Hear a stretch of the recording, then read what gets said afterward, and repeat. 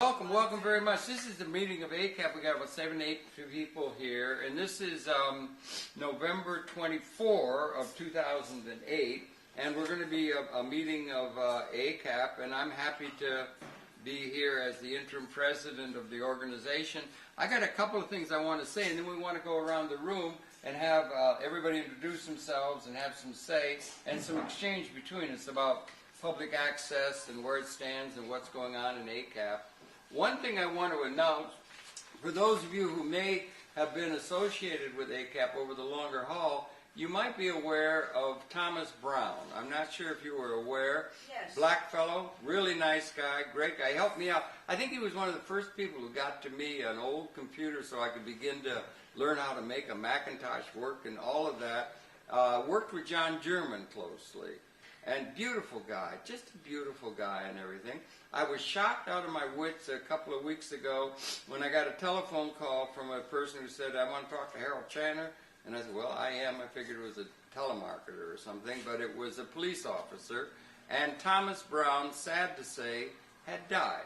What? Yeah, Thomas Brown died. I'm terribly sorry to have to tell you. He fixed my computer. Yeah, Thomas Brown was a beautiful guy. He died. He couldn't have been more than 52, 53 years old. Pain in the neck. Was a police officer saying that he had passed, and they were trying to get in touch with people. My name was in his address book, and he was looking for next of kin, which is what they do. And I just had it's been a little rigmarole and everything, and I guess he's being, and I got a note from John Ann Winchester. Some of you people may know John Ann. That's the committee for the committee for CCCUN, Communicating Committee for the United Nations, which we're members of. They'll be coming to our party on the 19th of December here. They always come early, and that's the oldest NGO perhaps in the country, certainly just about the oldest around the UN. About 1946 it got started in support of the United Nations. It was started by Buckminster Fuller and Margaret Mead. And it's a really good organization, but he was a member of that group and everything, and John Ann's a member of that, and others, Jerry Spivak and so forth. But John Ann got in touch with me with an email yesterday. I just wanted to let people know. I don't know how it's going to be done, but it says they finally found her mother. They were out of touch, but they finally found Thomas Brown's mother. She's living in Chicago. It says Thomas Brown's mother arrived for one day today, Monday, November 24th, to claim the body and make burial arrangements. I shall take the day to run around with her and the authorities as she's exhausted by the bureaucracy and the shock, as well as recovering from back surgery. I'll keep you informed, as I am sure we will want to plan a small something, some memorial service for Thomas. We'll have to try and do maybe after the first of the year or something, but I just wanted to mention it. He was a beautiful... Do you know when he died? I have no details. The sergeant who I tried to ask, or the detective, I tried to ask him that, and he didn't want to tell me anything because they want to find the closest next to kin before they start giving any such details. Small something for him and her in the near future, which turns to clear out his apartment. And she said, I'm not able to come tonight. I don't think she's got terrible back stuff, John Ann. Goes to China all the time and gets treated there. It's really interesting. Anyway, I wanted to make that point because he was a beautiful guy, and I'm really sorry, and it's far too young to be passing in the age of your 50s or so. So that, and then, and we're doing this, and then we're here at ACAP, and we're thinking about things, and I've been thinking a lot about things. I'll make a couple of things that have been coming to my mind. I've been on the board of MNN. I believe in public access really deeply. I think it's really important. It's going to link with the open source movement. I'm very encouraged by the economic thing. The system has been hit upside the head with a 2x4, and it's really being challenged. It's up for people thinking new rather than just old, the old muddling through and everything. So I'm encouraged by that. I think it's going to take months to get it worked out. I'm encouraged by what they're doing and the steps they're taking, and that sort of thing. So and public access is part of a thing that could the whole world has been hit with a thing where it's up for new ideas. I'm for new ideas, and I think it's a very encouraging time. I'm very encouraged by things, but it is going to take months. But the way it's going, I think, is moving in the right direction.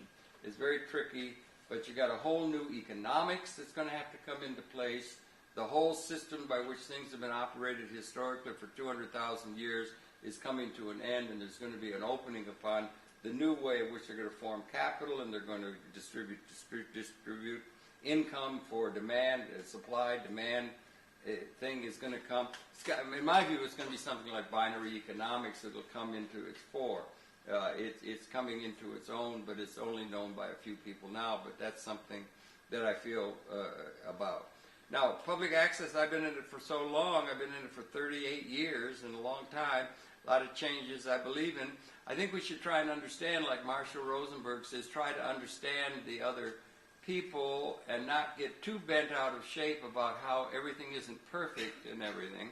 And I think that public access now, particularly in Manhattan, where you've got this, Manhattan Neighborhood Network, and you've got a very upgoing institution over there and everything, I think everybody's sort of a certain sense on tenterhooks now because they're coming to a very crucial milestone in terms of the franchise. The franchise was supposed to be reached by the cable companies in September, and they weren't able to realize that, and so it got put over. It's not going to be probably to the end of January or February when the franchise agreement with Time Warner and RCN will be worked out. Then the template will be in place for a 10, 12-year template out in the future.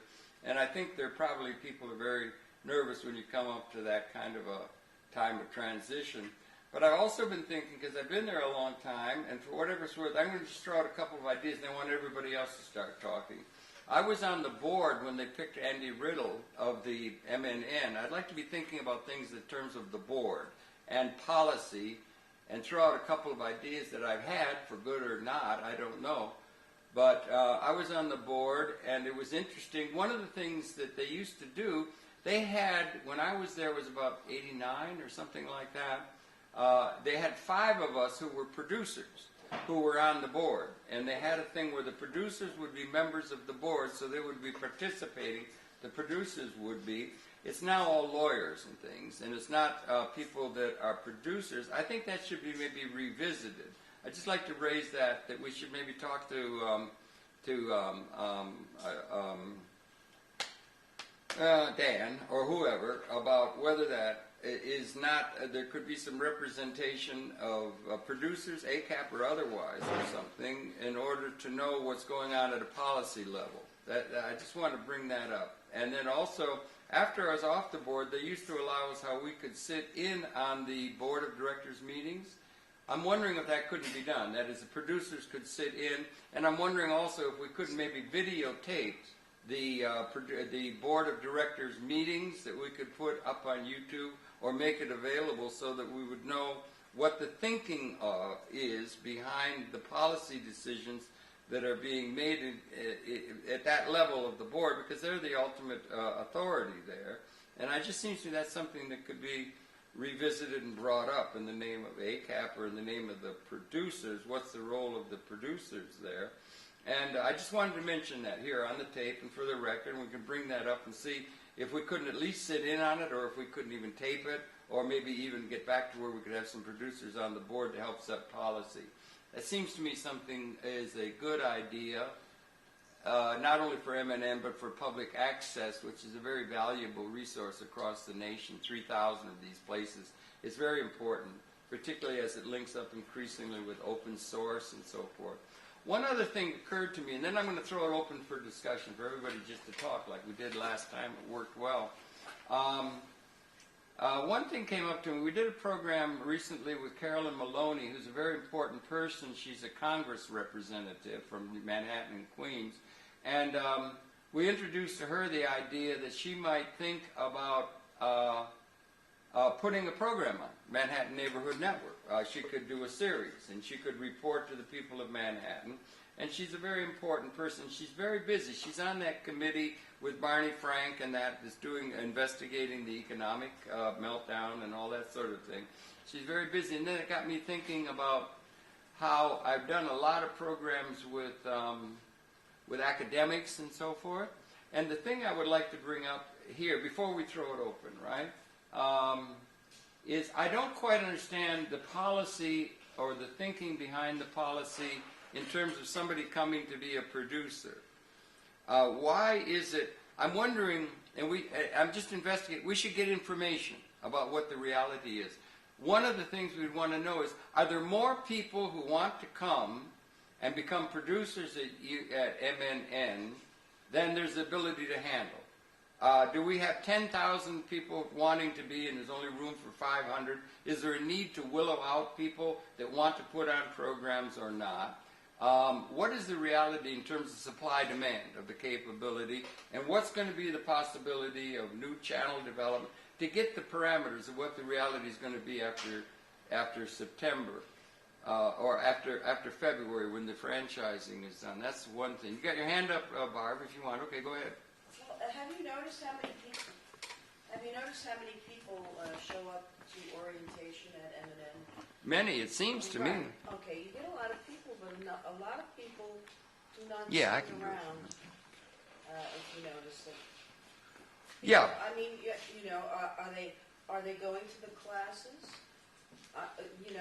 I'm getting phone calls from training that we have some classes open. You want to take some classes? Fine, I'm going to take every class that's available to me.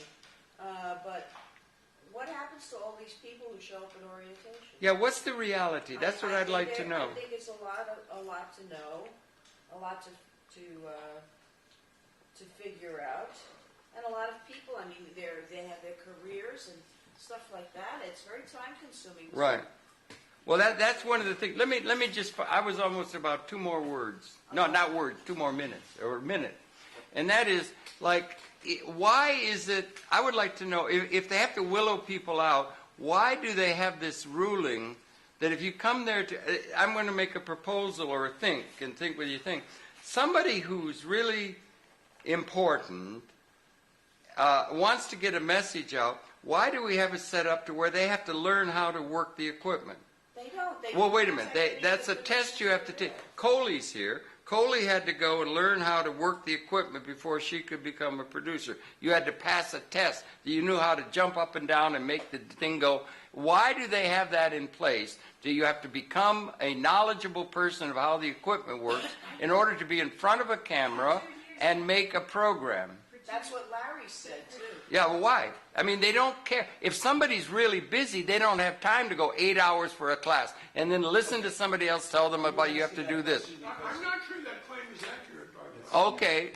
Okay, just throw it out. And it seems, no, let me finish then. I think if somebody's really busy academically, or let's pretend it's Barack Obama, not Carolyn Maloney. Barack Obama wants to put on a program to associate, to communicate. Let's just make it absurd.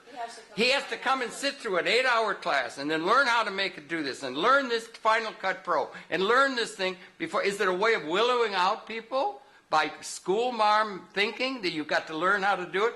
They don't care about it. Just hire a couple guys. They got 50 people on staff having meetings. Have a couple of guys who know what the hell they're doing and produce the program as a choice for somebody who wants to do a program. Particularly busy people, scholars, don't care about how television is made. They want to be in front of the camera.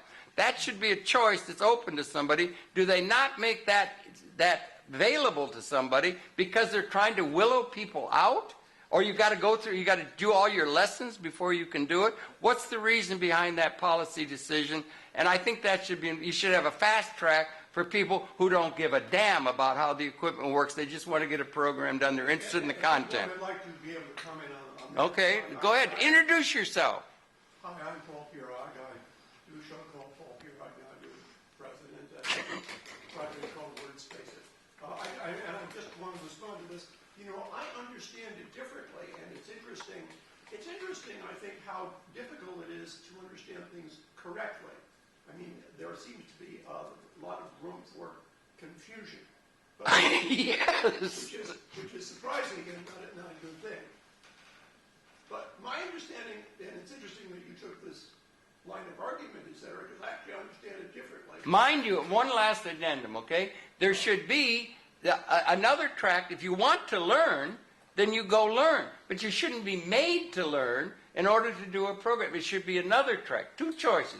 You can just get in front of the camera and make it and have two people that would do it right. They know how all the buttons work, you know, how to do everything. And that's what I'm saying. It should be a choice, because I've had endless scholars said, I can't go through all that bullshit in order to put a program out. I don't care how the equipment works. Just get a couple of sharp guys, 20-year-olds, they could do it. So that's what I'm saying. Okay. My understanding about that is different. My understanding is, Yeah. and I know this because I checked it out for some people, and I find it, you know, it needs some checking out for people, so there's some lack of fundamental clarity. To do a show on M&N, all you have to do is present the show. The issue of equipment has to do with the equipment. In other words, if you want to use a piece of equipment that is M&N's equipment, then you have to go through a small process for the purpose of establishing that you know how to use the equipment, etc. Yeah. It's only about... That could still be open. Sorry. I think there is a confusion in this discussion. The process of having a program is one thing, as I understand it. Yeah. And you can freely have a program without taking any classes on any equipment whatsoever. You go through the process of presenting, I'd like a program, which is a rather simple process. You don't even have to be, I found out because I had some inquiries from out of Manhattan, and you don't even have to be a member of Manhattan to have a program, and you simply have to submit a program. They just give priority to residents.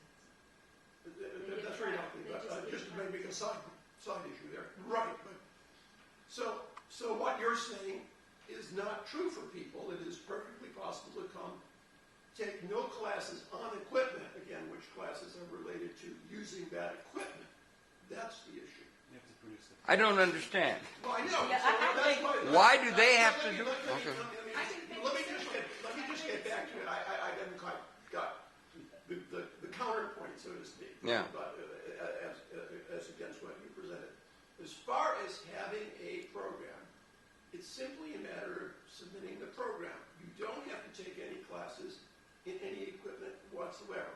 I think that certainly applies to a special aid program, which Or is the advantage that's usually... If you produce it at home or something, yeah. Yeah. And I believe it's probably true about a series as well.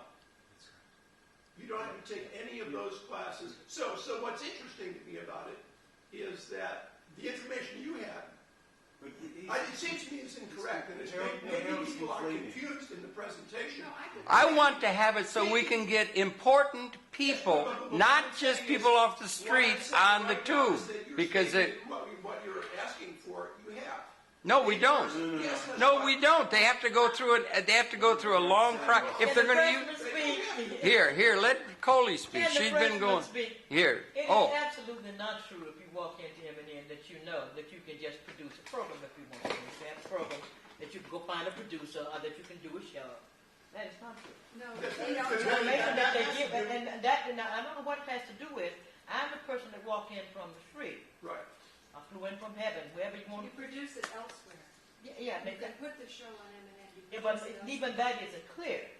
It is. I think things Because are I not set it clear. up for someone in South Carolina. I mean, you can do it. I'm not saying you can't do it, but it's not clear that that can be done. Yeah, There's nothing it's there. true that it's... Yeah, I have a little, they give you a little pamphlet, and that little pamphlet follows an express studio route, or you can go on the cameras. I mean, you got, the fastest route is the express studio. So I think, I But think... what I'm saying is that it isn't true that the clarity is there. No, I'm not saying Blair. I was saying the Maybe situation... you do it, but The situation is different. I think possibly what we've identified as primary is a really big lack of clarity, which leads people to be confused and come to false conclusions. And that's a very bad thing because it should be very clearly presented. And the fact is, outside of using the equipment, which has a certain process to access that equipment, as far as doing a show, you don't have to take any of those classes. You can readily and simply do your show. No classes. Yeah, but... So the entire thing you're complaining about, you misunderstand it. No, I don't think I do, Paul. I don't think No, you're. That's why we're unclear, because you and I, who have a lot of experience there. Well, instead of already, you, we don't understand the same way. when they had He public, doesn't understand they've the had same public way. access So for. we're a lot there. Well, let me make another point out of history, being an old timer here and everything. They used to have it way back. It was on 125. That's where the studio was, Paragon. And they had a studio set up, and they had people there. You didn't have to go in there and work the cameras. They had a couple guys who worked the cameras. You'd set up a program, you'd go in. I had people come from the White House. I didn't know how to work a camera. I didn't care how a camera worked. Didn't matter. All I wanted was a program. All you need is a couple kids there to do the taping for you, and you won't have to be doing it yourself to use their equipment. That's all I'm saying.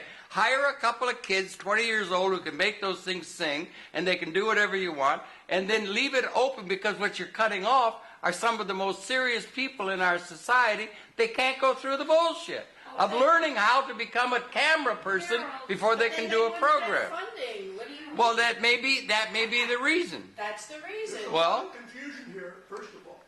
I'm just saying this clearly, because even in this. oh, go ahead. Well, you're going to talk? Understanding each other, and that's a high level of confusion. Well, yes, by all means. There's a voice here. Reverend Joseph Ben David. Formal simplification. Present a concrete situation. Okay? I produced only one show. And that show is so dangerous that I cannot publicize it. Show it only privately. But I give 3,500 lectures and seminars, and I have about 200 videos. Now let's say, as a matter of fact, right now I'm working on something very, very important, and that is to precipitate a paradigm shift, an important paradigm shift in humanistic philosophy. Thank you.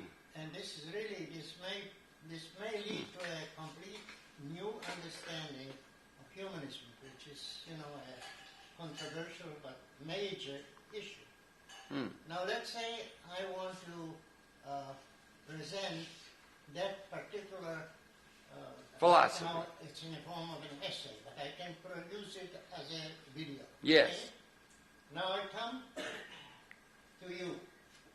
Where do I go?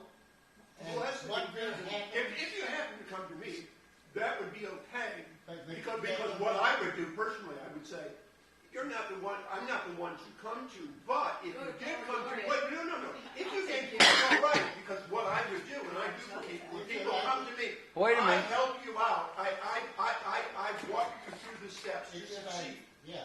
I said, listen, let me walk you along with you, and we'll work it out. So I'll personally be a facilitator.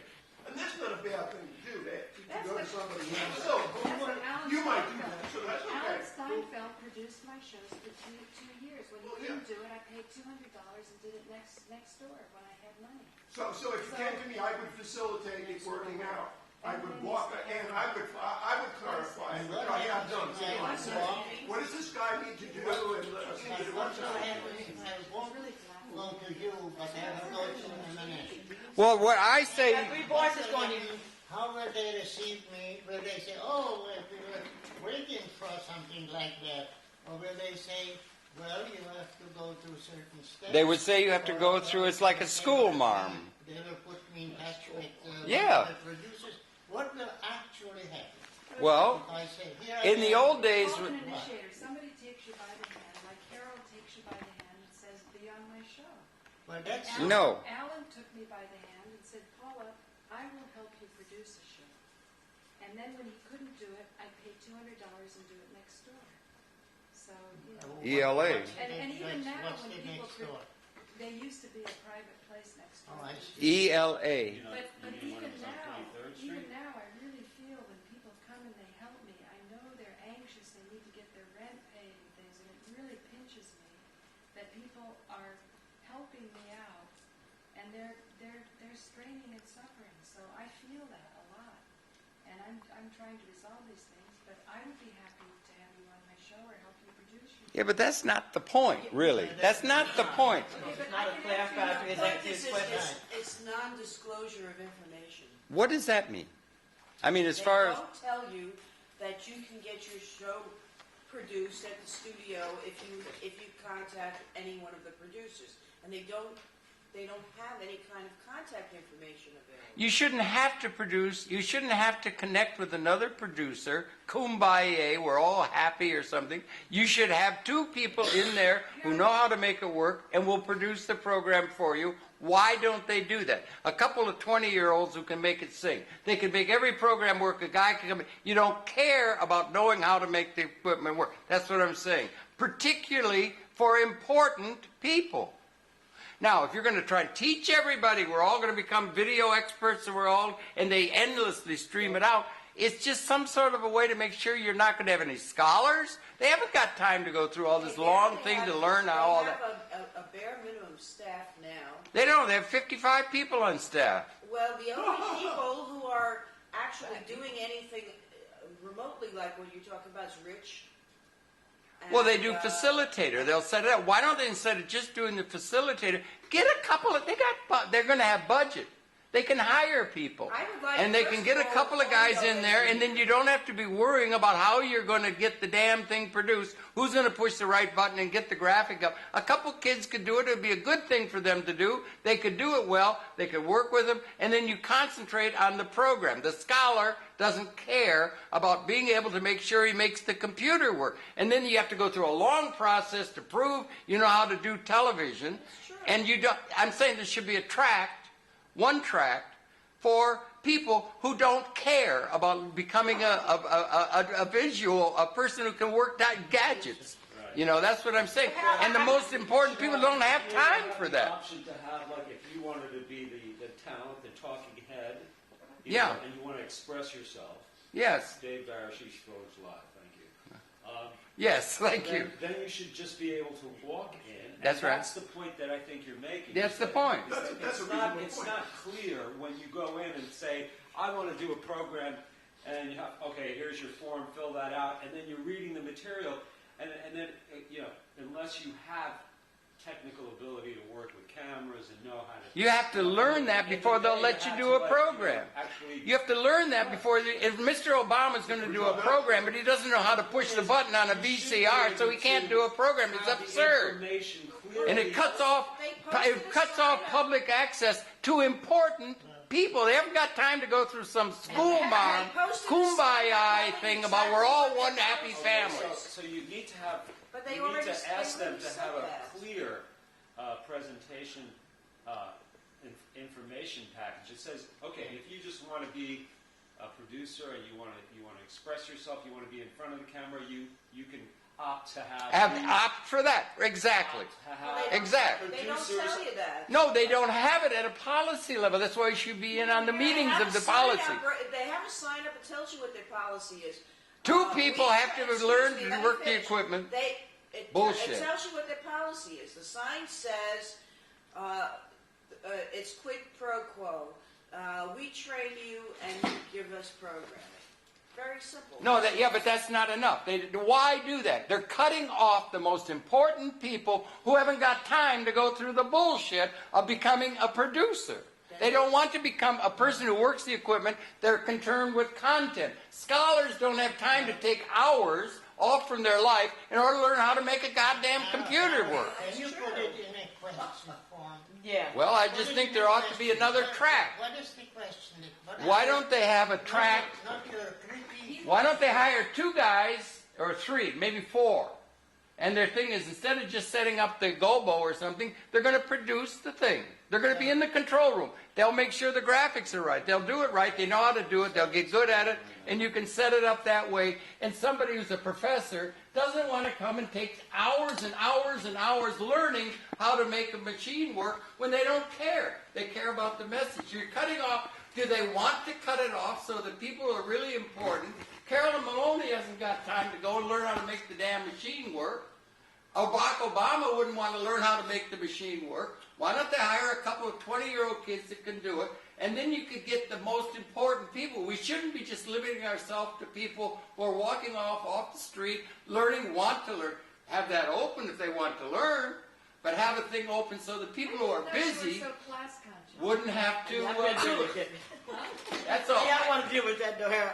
Yeah, I think wanna that it deal should with not just be limited to people who, to scholars. I think that what we're talking about is probably we need to just break it Thank down. you, thank you. I think that someone was getting at, and that is that we, Manhattan Neighborhood Network needs in place a simple brochure that talks about, or spells out, Well, we should demand the that process. they do that, That should be in place.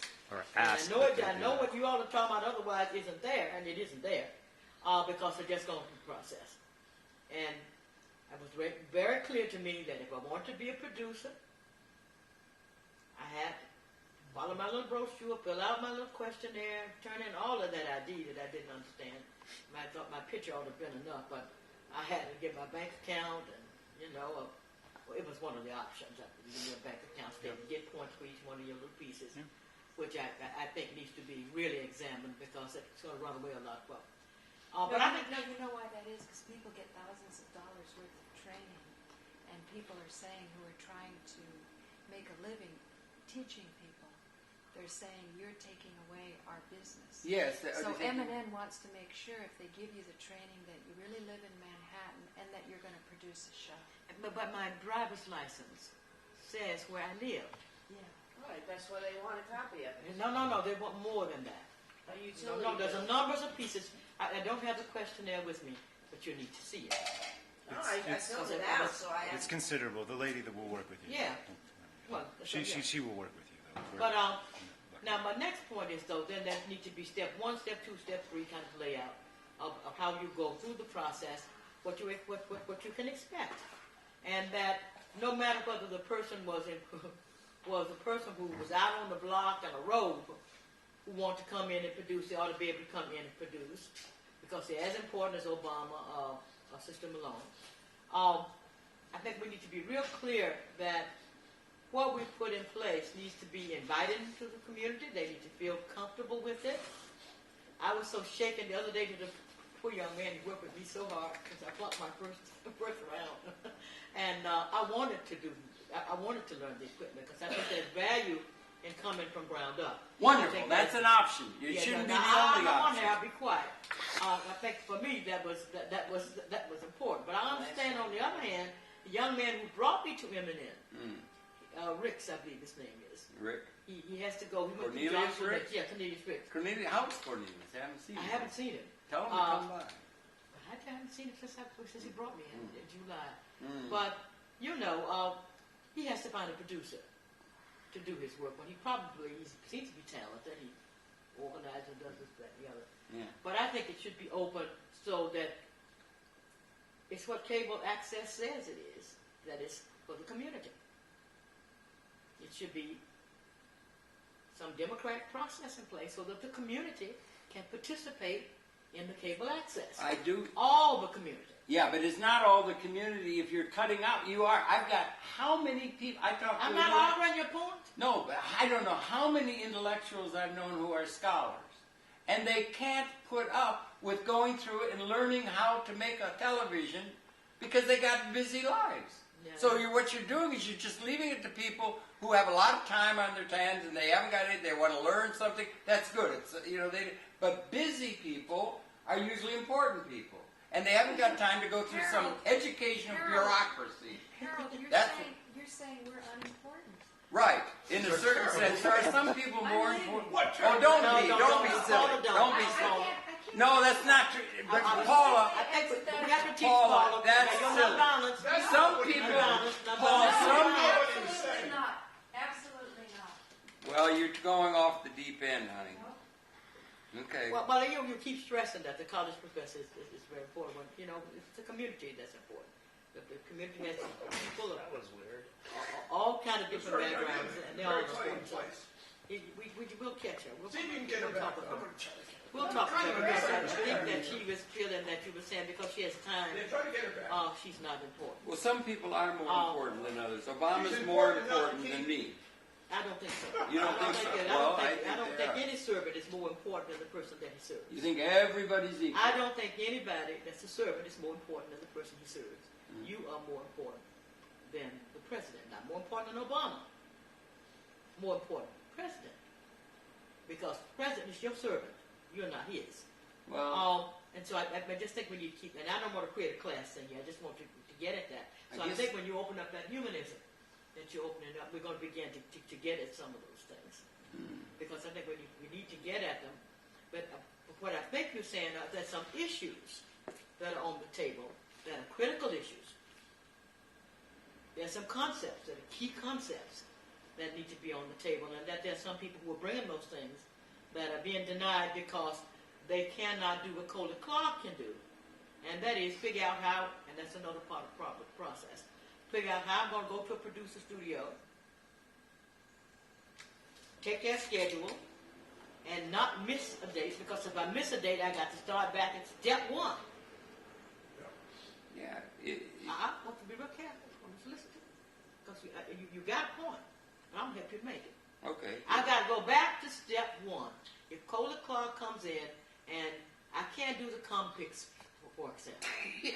all right, then I don't pass my exam, which means I got to start the class all over again. Or maybe I can do all of it, but I missed a class.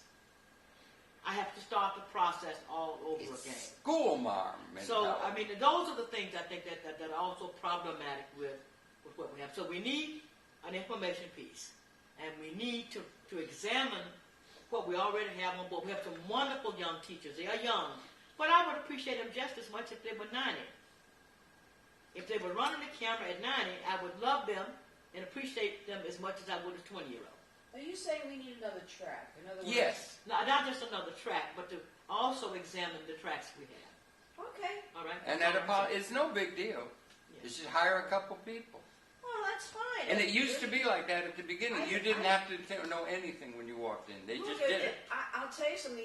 I found it very intimidating to start off with, but I went through the classes. The reason that I was hesitant, and it took me 5 years to come back to M&N, was I had something so important to say. There you go. That I was desperate, and I went through all of that, and because of mistakes made in the studio by volunteer producers who didn't know what they were doing. Right.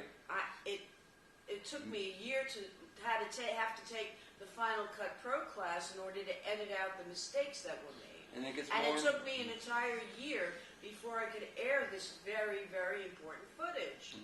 I mean, I was desperate, but I did what I had to do. And I'm still struggling with Final Cut Pro, to tell you the truth. Sure. Yeah, it'll be endless, and there's endless things you I can mean, do. I like to throw the computer out the window. Well, it may be that that's a way. It may Let's be. do that tomorrow. Let's It go may be That's why I'm that's- starting with the Express But Studio. I'm editing as I'm speaking. Yeah, I so know I'm you trying are. not to say things that I shouldn't say. But it's really very, very difficult. They give you a class it's very preliminary, and they expect you to go and know it. Yeah. You know what I mean? You can't take a class over a number of hours and then expect to be proficient in something. Yeah, 3 It's all- hours, and then one walkthrough. It's And if crazy. you It's flunk, you start all over again. It also I talked with the young folk about that. Though. I told them I thought it needed to be. It also exhibits ageism because the kids all know how to do that. Any 20-year-old can pick that stuff up in 5 minutes. Not necessarily. But older Bring people, my a Paula lot of back. scholars. I've seen the 20-year-olds revert back to iMovie and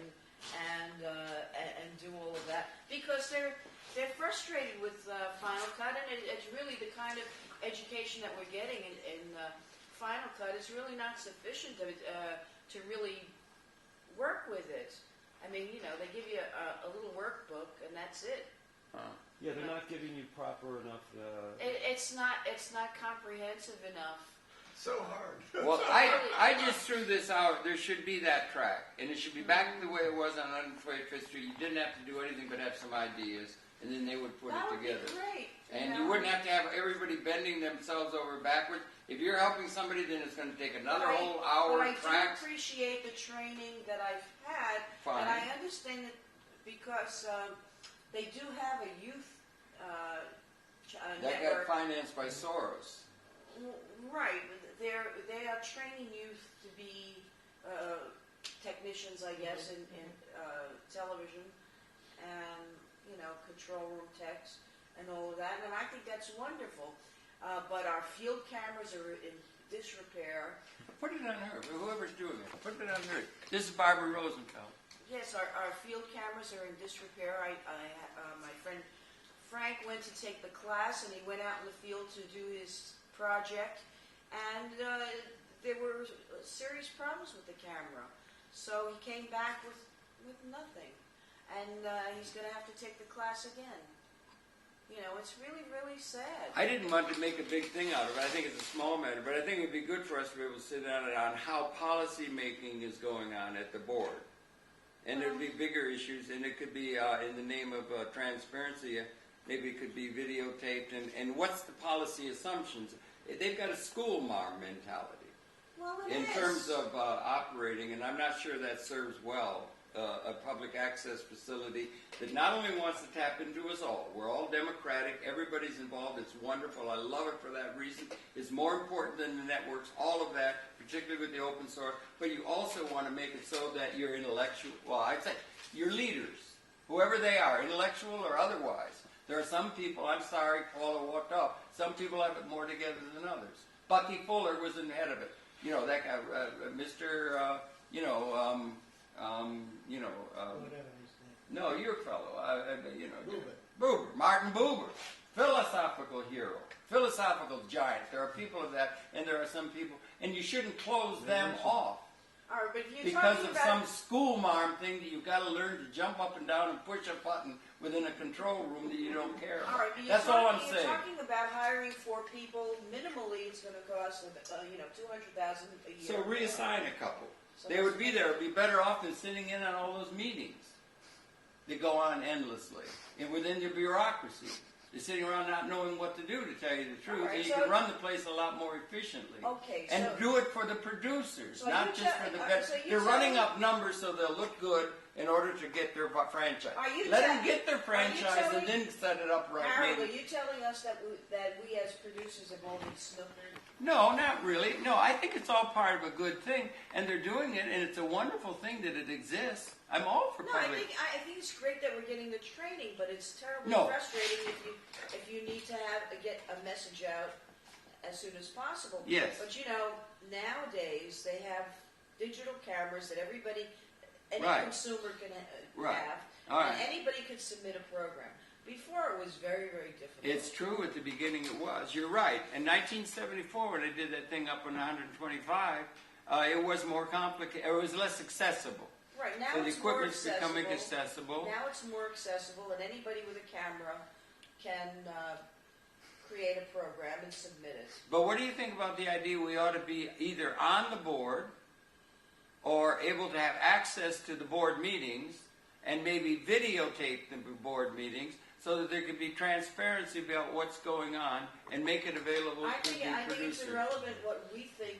If the board doesn't want us there, then there's no way we're No, that's not the issue. The issue is, do you think it would be a good thing if that would be something to... That was encouraged, because public access is democratic, it's extremely important, and it should be set up right.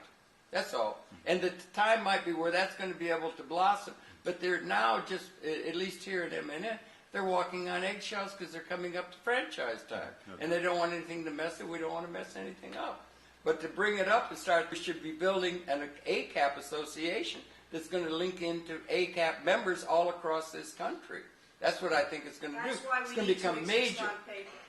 Wait a minute. Go start again. Hit it. Go record. That's a great thing is that this It's body recorded. is establishing itself, deciding what its bylaws and constitutional office and all that, what it's going to do should be in place. Well, Barbara Once we thinks do we that, should I get some think that's a papers. really- I agree with We her. don't May I exist. finish, please? We don't exist on paper. Then we have no clout whatsoever. That's correct. Well, They're going to say, "Who is ACAP? You're not real. I mean, you know that you're Harold or you're Barbara. But who are you? You don't represent anybody." I agree with Well- that. We need to get the paper piece behind us. Then we need to talk about the kind of programs. And among the programs is the critique of imminent. Do you think it would we be- need to do those step by step and not step over one of those? Because if you step over one of those, I think we're going to wind up Yeah, having and this meeting again next year. And I've been through a number of agencies that have done that, so I think we need to do it one step at a time. yeah, and also I really think the people that are in the ACAP, in the public access movement, are by and large really good people. Most of my experience, although there's conflicts, and then you get people who have an economic interest, and you get those things, but by and large they're very good. And the movement itself is more important than the individuals, and particularly with this linking up with open source. It's really important because that's where the ideas are going to come from. They're going to come out of public access more than they're going to come out of the networks. Even though, that's something. So it's really important that we try to open it up to where we can get some of the best information, and we're going to become the thing. It's very important. It really is. It's very important to get that. It's the DNA. And the fact that they got this public access where they got a unique way of financing. And one of the things about it that is so unique is they get money from the cable companies agreed to under the law and by the cable companies to make it possible for you to do television production with equipment that's relatively competitive with the market and to be outside of the business model and makes the producer able to make a program where you don't have to make money. You're just doing it because you want to. So you're outside of that paradigm, Yes, and but that's they what also we're going to get prevent around. you from sustaining yourself because you have to sign an agreement that you're not making any kind of money off of it. But then you don't have time to do that and then pay the rent at the same time. Well, yeah, but you can't lay all of that on it. You got to keep that's exactly what the economics is going to provide. Well, let's hope it changes, but it's certainly not going to happen in the next 5 years. Do you want to become, Barbara, do you want to become treasurer for ACAP? If you can't get anyone else. Okay, well then I'll let that know, and you could do But that. we need to exist on paper. I mean, I'm making it very clear that we have no clout unless we exist on paper. And also because when you go to get these treasures and stuff, we need process. You're on your way for it. Thanks for coming, Forrest. It's occupied by the United Nations. Mm-hmm. Devastated by hurricane after hurricane. Devastated by the United States since 1915. That I can find some equipment to be able Good to to see take you, with Ben. me Thanks for coming. to do the kind of documentation. Good. We're going to make you treasurer. If you can't find anyone Yeah, else. okay, good. If all else fails, you can always come home to the mothers of invention. Right, opposite, yeah. So I need to find that equipment. And the other thing is, as far as It's taping. as far as streaming is concerned, Yeah.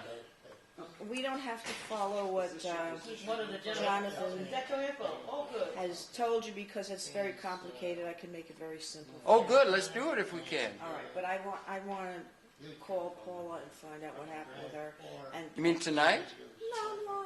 Oh, in I general. didn't call this number. Oh, I with don't know what that. I did with Yeah, it, we'll but I talk wanna with talk Paula. to You her. talk with Paula all the time, don't you? Yeah, Paula's wonderful. I'm very concerned, and I have to tell you, I'm very bummed out It's about because- Thomas because he. Yeah, I know. I'm sorry. A couple of weeks ago, he was at my place. I and know. Fixed my computer. Isn't he a beautiful guy? Isn't he? Oh, man. I'm really Because sorry. I paid him too much money. But I'll keep you informed. I'll keep you informed about service and that. What's going to happen with him? But his mother's in town today, and doing that. I don't know him that well. It's just that he fixed my computer. Yeah. And I was going to try to get him some. Well, I've known business him 15 and years. stuff like that. Well, I was going to try to get him some business and stuff like that. Yeah. What did he die of? I don't know, honey. I don't know Sounds very that. suspicious. We're going to find out. Oh, No. what's it called? No. They do that all routinely. They found a body and they have to find the next of kin. It's nothing suspicious. I'm They shocked. found the body somewhere? Absolutely shocked. Yeah, I was too when he called. Yeah. Sorry to have to report that because he was a beautiful guy. Well, I'm just getting ready. I'm finishing up this equipment that everybody's talking about. Yeah, I'm sorry. Strange thing because one of the people who appeared on my show had a piano player, and he suddenly died. This is like crazy. People do die at Suddenly. untimely. Right now, I'm looking at This is the second When my daddy died, he was 48, and that was the average age for a male. 48. Now it's 70. That was before antibiotics. Look at this book. Look at that book there. You should look. That's the guy he's airing tomorrow. Mine, Kaplan. long life, and for women particularly. That's the thing where you can live much longer. He's a really good guy. That's going to air tomorrow. Anyway, I think you women should live longer so you can get things right. people didn't live that long because that was before they had antibiotics. Yeah, I know. I almost died from the measles. I know, and it's something that antibiotics are a miracle. Yes, but they also can really ruin your immune system. Is that true? I guess, yeah. So how's everything with you, darling? Okay? I'm very upset about Thomas. I'm sorry. I'm sorry it happens. I'm sorry to have had to report that. Yeah, well, I was probably, shocked. I'm absolutely shocked. yeah, I mean, it was only beautiful guy. And he was It in, was only a few weeks ago. I know. He was at my place. I know. And I don't let anybody in my messy apartment. You have a messy apartment? I'm shocked. Shocked that your place is messy. I would have thought it would be all orderly. Orderly, because I'm into too many things. I know. That's Anyway, why I'm reluctant to be treasurer. But no, do it. Take on the responsibility. And all right, we'll we get got- our papers in order, all right? right, but we need to have an attorney file a 501c3. Well, okay, maybe. Call Dean. Dean, we should get in on it, yeah. Yeah. Okay, and we should be patient. No, but let's do it, because otherwise we have no clout. No, but we're going to have, honey. All right. Good night, everyone. You're going to be. This is going to become one of the most important institutions in the United States Don't of say America. institution. I don't want to be. Oh, you don't want to be institutionalized again, dear? Okay, Harold. Yes, dear. Um, Joseph, I'm sorry we were talking off on this, got off on this Okay, path. that's okay. How are you? Talk to me a little bit. Don't forget, I'm not only a philosopher, I'm Oh, a inspector of health. okay. Health. Okay, hand me that. I want to put it on the camera. Let me put this on the camera. Well, are you, what? I'm going to let them know about your thing on the About this 13th. thing? This will be up on YouTube in a day or so. So here, this is, I see, this is, as you can see, is Joseph Ben David, Reverend Joseph Ben David, a real angel of a person. He's a Church of Humanism, Live up to that. and he's going to be giving a talk, the unique humanism in the Czech lands. He's from Czechoslovakia originally, and it's going to be on Sunday, December 13 at 3 p.m. at the Czech National Building, 321 East 73rd Street, and that's between 1st and 2nd Avenue. Sponsored by the Czechoslovak Society for Science and Art. I want to come to that. And I think other people who might see this on YouTube might want to too. You were back in Czechoslovakia for a while. I was there about a month. A month, yeah. Yeah. How do you find it? Well, it was a very productive trip. I did a lot of lectures on humanistic psychology, Good. and then I did some interactive dialogical workshops. So Yeah. very unique things where people interact not just verbally, but also non-verbally and physically. Uh-huh. So lots of things are happening. And over there, it was received with flying colors. Wonderful. Good. Yeah. Allison was with you? No, I was just by myself. Okay, yeah. For a month. It was good to get back to Prague and that. I'm still, at the age of 88, I can God fly bless you. if I have an airplane. God bless you, I man. have to have an airplane, Yeah. otherwise I can't fly. Yeah. It's so good to see. I thank you, really. It's so Yeah. good to see you.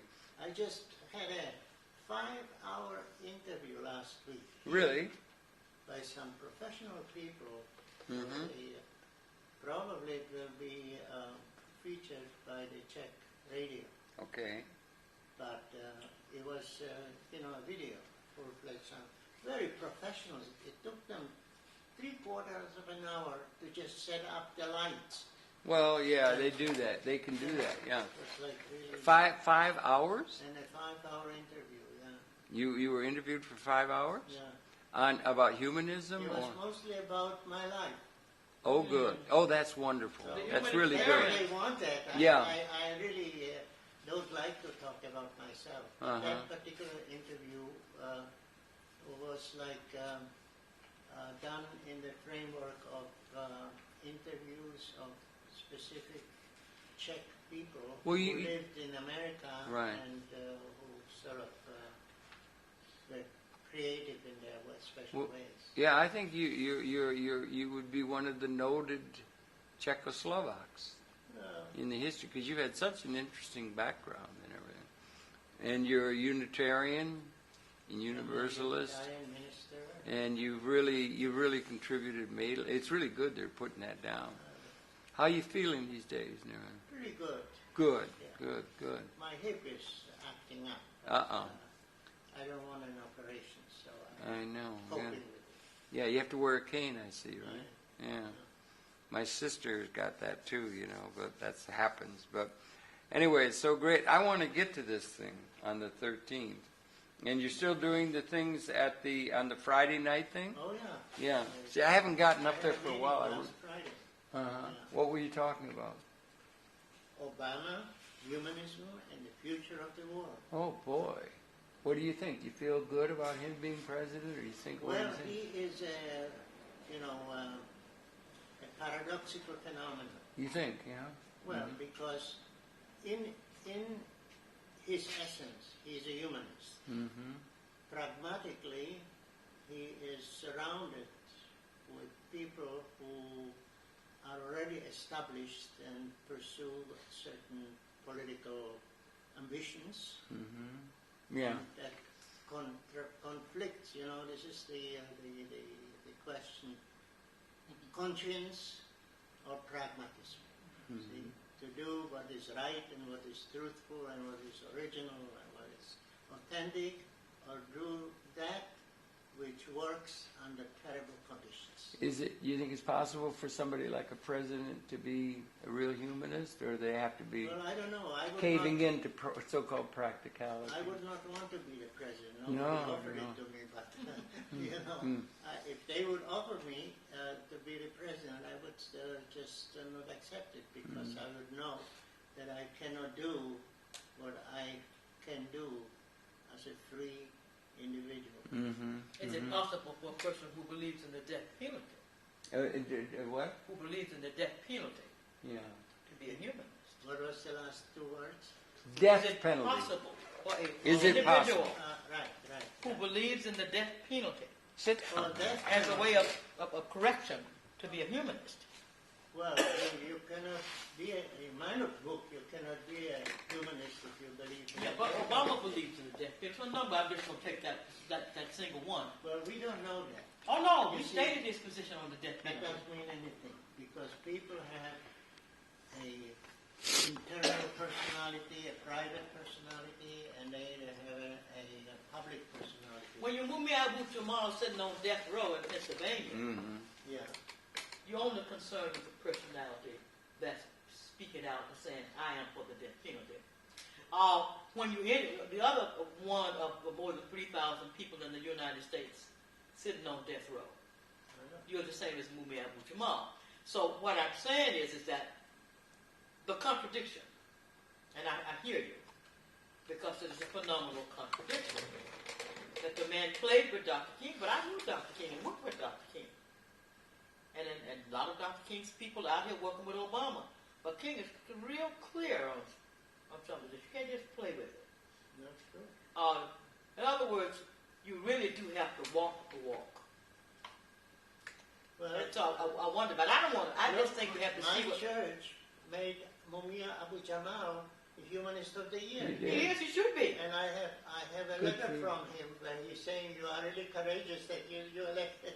And that's the gospel truth, because Yeah, the persona absolutely. of the police is Absolutely. all over the place, assaulting people, assaulting institutions that have anything to do. Well, let's hope We're that speaking he out on will behalf of this man. somehow recognize us who he really is. You know? Pray. What year did you make him humanist? Gee, I don't know, maybe 10 years ago or Uh-huh. something like that. Yeah, they'd have the humanist of the year. He's one of the finest humanists that he is. Somebody says he's got some wonderful work that he's put out. You think of Now yourself? that his life is at final statement. So his last case before the Supreme Court was a couple of months ago, and it was very clear Yeah. that they agreed that he's guilty. Question is what the sentence will look like. Mm. He will not be getting out of jail. even though all of the evidence said the man is absolutely not guilty. I just raised that because, one of the things about politics, and I'm always reminded of growing up in Mississippi in a segregated system,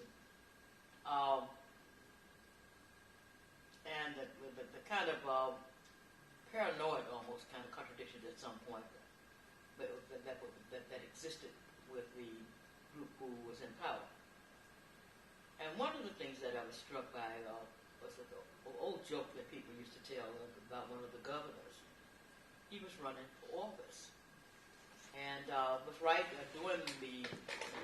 the 27 floods.